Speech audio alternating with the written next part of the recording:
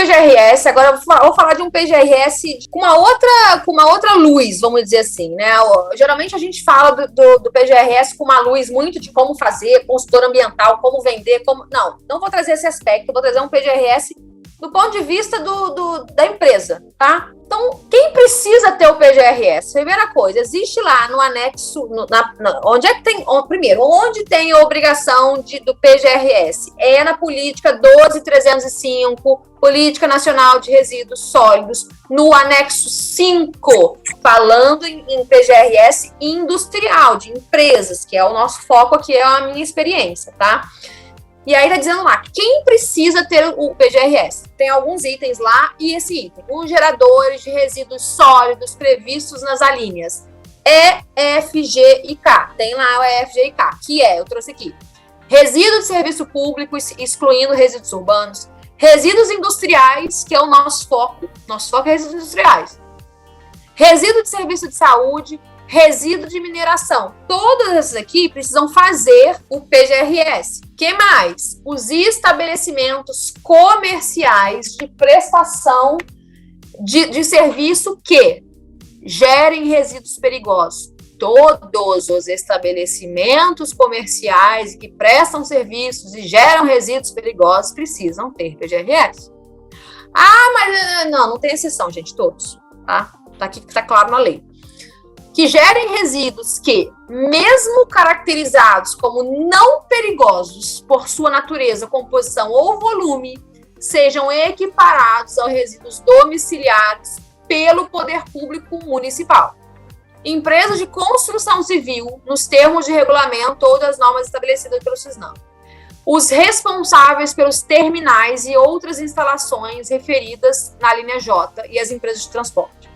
Os responsáveis por atividades agrocívil pastoris, ou seja, gente, a empresa que você trabalha, eu trouxe isso para mostrar aqui, a empresa que você trabalha precisa sim ter um PGRS. Ainda, eu gero pouco resíduo, gera resíduo perigoso, então precisa ter. Tá claro aqui, não tem exceção.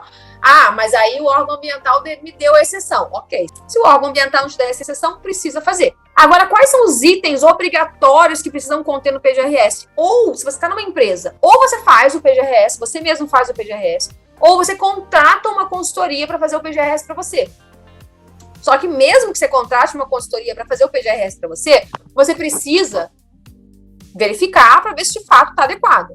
Precisa ter descrição do empreendimento ou atividade, diagnóstico do resíduo, que é a primeira coisa que eu falei que você tem que ter. Você tem que ter o diagnóstico dos resíduos gerados ou administrados, contendo origem, volume, caracterização, incluindo passivos ambientais relacionados. Explicitação dos responsáveis por cada etapa de gerenciamento de resíduos. Definição dos procedimentos operacionais relativos aos resíduos, ou seja, você precisa ter procedimento de gestão de resíduos na sua empresa. Identificação de soluções consorciadas ou compartilhadas com outros geradores. Ações preventivas e corretivas a serem executadas de gerenciamento incorreto ou acidentes. Metas e procedimentos relacionados à minimização de geração de resíduos sólidos, o que é um problema, porque depois eu falo. Ações relativas à responsabilidade compartilhada, caso exista. Medidas saneadoras dos passivos, caso existam também. Periodicidade de sua revisão, observado, se couber, o prazo de vigência da respectiva licença. Vamos às coisas. Primeira coisa, gente, o plano, eu vejo muitas pessoas confundindo isso. Plano de gerenciamento de resíduo é um plano que precisa ser implementado.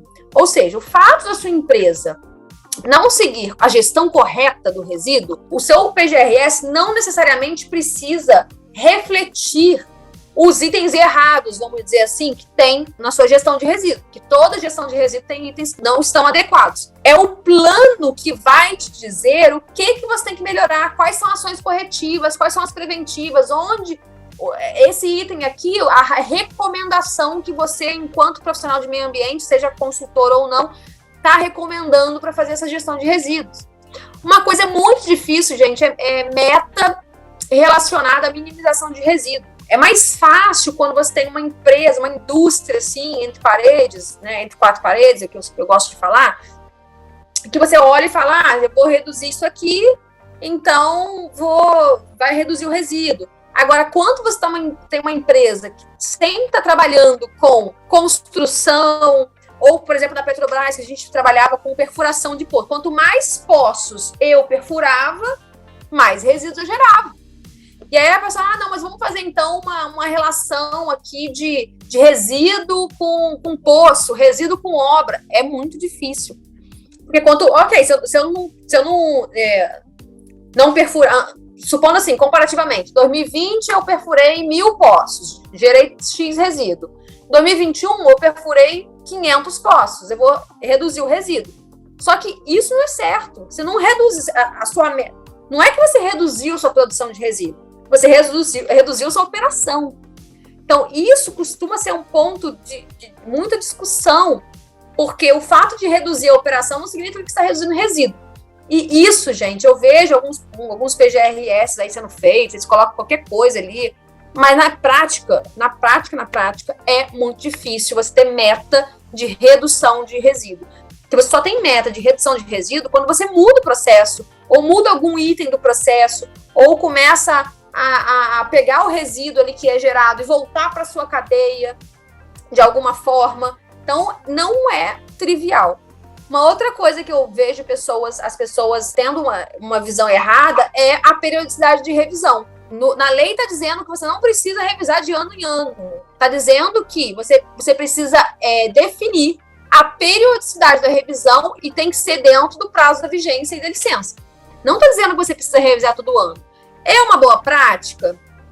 Pode ser, mas não necessariamente você precisa revisar de forma anual. Você precisa sempre deixar ele atualizado. Agora, atualizado depende do que é. Algumas empresas colocam, inclusive eu tive até uma discussão séria com uma consultora que queria colocar revisão anual, e eu falei, não vai colocar uma revisão anual, porque não está dizendo que não é anual. Eu coloquei, na época, a revisão de forma bianual, de 2 em 2 anos, a gente fazia a revisão do PGRS e estava ok, tá? Agora, precisa gerar a implementação e operacionalização do plano. Então, você precisa ter ou uma RT que complemente tudo, ou RT separadas. Eu vejo, geralmente, que os profissionais consultores, eles fazem uma RT, geralmente da elaboração, e é um serviço, e a implementação é outro serviço, mas sim, precisa gerar RT. Aí vem um caso aí, significa que precisa protocolar os BS? Aí, o texto da norma, texto da política. Os responsáveis pelo plano de gerenciamento de resíduos sólidos manterão atualizadas e disponíveis ao órgão municipal competente, ao órgão licenciador e a outras autoridades informações completas sobre a implementação e a operacionalização do plano sob suas responsabilidades. Significa que você precisa obrigatoriamente protocolar? Não. Mas ele é uma parte integrante do processo de licenciamento ambiental. Eu já trabalhei com municípios que protocolam PGRS e já trabalhei com municípios que não protocolam PGRS. Quando eu estava na Petrobras, eu trabalhava com vários fornecedores, exigia o PGRS das empresas, e aí falava, vai lá e protocola e manda o protocolo. E aí várias dessas empresas tentavam protocolar, inclusive lá em Macaé, por exemplo, tentavam protocolar e o órgão não recebia. E eu falei, mas como é que não vai receber? O órgão não vai receber? Ele disse, não vou protocolar, não quero receber, deixa lá disponível, se eu for fazer uma fiscalização, eu quero ver. Então, em alguns órgãos ambientais, eles de fato não recebem, não sei como está hoje, né, tem um tempo, mas não é obrigatório protocolar. Se o órgão não receber, é importante que você deixe disponível para o órgão competente, não necessariamente o protocolar.